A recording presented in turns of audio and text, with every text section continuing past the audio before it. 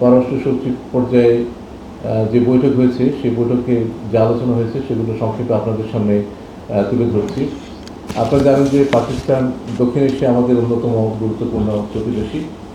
সকল প্রতিবেশীদের সাথে সম্পর্ক এগিয়ে নিয়ে যাওয়া আমাদের পররাষ্ট্র নীতির অন্যতম লক্ষ্য। এই প্রেক্ষিতে আজকের যে বৈঠক হয়েছে সেই বৈঠকে দুই প্রতিনিধি দল বাংলাদেশ এবং পাকিস্তানের মধ্যে বিদ্যমান সম্পর্ককে সামনের দিনগুলোতে আরও এগিয়ে নেবার ব্যাপারে একমত হয়েছে।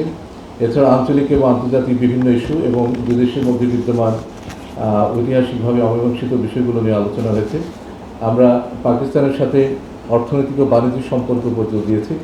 পাকিস্তানের বাজারে বাংলাদেশের পণ্যের রপ্তানি বাড়াতে বাজারে প্রবেশের সুযোগ বৃদ্ধি, বাণিজ্য প্রক্রিয়া সহযোগীকরণ এবং শুল্ক বাধা দূরীকরণ ও বাংলাদেশে পাকিস্তানের বিনিয়োগ বৃদ্ধিকরণের জন্য তাদেরকে আমরা আহ্বান জানিয়েছি। কৃষি, মৎস্য ও প্রাণী সম্পদ খাতে সহযোগিতা বৃদ্ধির জন্য আলোচনা হয়েছে, যাতে প্রযুক্তি, উন্নত প্রজাতি এবং অভিজ্ঞতা বিনিময়ের মাধ্যমে উৎপাদন বৃদ্ধি করা যায়। এছাড়া জলবায়ু পরিবর্তন মোকাবেলা ও বন্যা প্রতিরোধে দুই দেশের অভিজ্ঞতা বিনিময়ের উপরও জোর দেওয়া হয়। বাংলাদেশ ও পাকিস্তানের মধ্যে পরিবহন এবং যোগাযোগ ব্যবস্থার উন্নয়নের বিষয়ে আলোচনা হয়েছে। আপনারা জানেন যে সাম্প্রতিককালে দুই দেশের মধ্যে সরাসরি শিপিং রুট চালু হয়েছে এবং সরাসরি ফ্লাইট পুনরায় চালু করার মাধ্যমে দুই দেশের জনগণের মধ্যে যোগাযোগ এবং ব্যবসা বাণিজ্য বৃদ্ধির বিষয়টিও আজকের আলোচনায় স্থান পেয়েছে। আমরা আশা করছি যে খুব শীঘ্রই দুই দেশের মধ্যে সরাসরি ফ্লাইট চালু করা সম্ভব হবে। আমরা উচ্চশিক্ষা এবং বৈজ্ঞানিক শিক্ষায় পারস্পরিক সহযোগিতার নতুন সুযোগ সন্ধানের উপর গুরুত্ব দিয়েছি এবং এ সকল ক্ষেত্রে পারস্পরিক শিক্ষাবৃত্তির সংখ্যা বৃদ্ধির উপর গুরুত্ব আরোপ করেছি। পাশাপাশি সংস্কৃতি ও ক্রীড়ার ক্ষেত্রে সম্পর্ক জোরদার করার প্রয়োজনীয়তার কথাও আলোচনা এসেছে। দুই দেশের শিল্পী, চিত্রশিল্পী, সঙ্গীতশিল্পী, লেখক ও শিক্ষাবিদদের সফরের মাধ্যমে সাংস্কৃতিক বিনিময়কে উভয় পক্ষ থেকেই উৎসাহিত করা হয়েছে।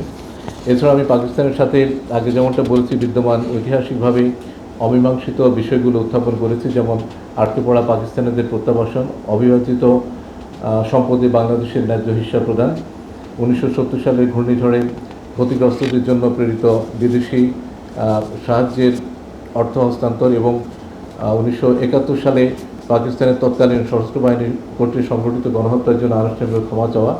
আমরা বলেছি দক্ষিণ এশিয়া বাংলাদেশের প্রতিবেশী দেশ হিসেবে আমরা পাকিস্তানের সাথে বিদ্যমান ঐতিহাসিকভাবে যে অমীমাংসিত সমস্যাগুলো আছে সেগুলো দ্রুততম সময়ের মধ্যে নিষ্পত্তির মাধ্যমে একটি মজবুত, কল্যাণমুখী এবং ফরওয়ার্ড লুকিং সম্পর্ক গড়ে তোলার জন্য পাকিস্তানের সহযোগিতা চেয়েছি এবং এ লক্ষ্যে আমরা একযোগে কাজ করার উপরও গুরুত্ব দিয়েছি। আমরা সার্কের আওতায় সহযোগিতার গুরুত্ব তুলে ধরে এর পুনরুজ্জীবনের আহ্বান জানিয়েছি, যাতে দক্ষিণ এশিয়ায় আঞ্চলিক সহযোগিতা, স্থিতিশীলতা এবং উন্নয়নকে এগিয়ে নেওয়া যায়। আমরা ওআইসি সনদের উদ্দেশ্য বাস্তবায়নে বাংলাদেশের প্রতিশ্রুতি এবং মুসলিম উম্মার স্বার্থে কাজ করার ব্যাপারে বাংলাদেশের অঙ্গীকার পুনর্ব্যক্ত করেছি। মধ্যপ্রাচ্যের পরিস্থিতি নিয়ে আলোচনায় দুই দেশই গাজা উপত্যকায় ইসরায়েলি দখলদার বাহিনী দ্বারা সংঘটিত গণহত্যা ও চরম মানবাধিকার লঙ্ঘনের নিন্দা জানিয়েছি।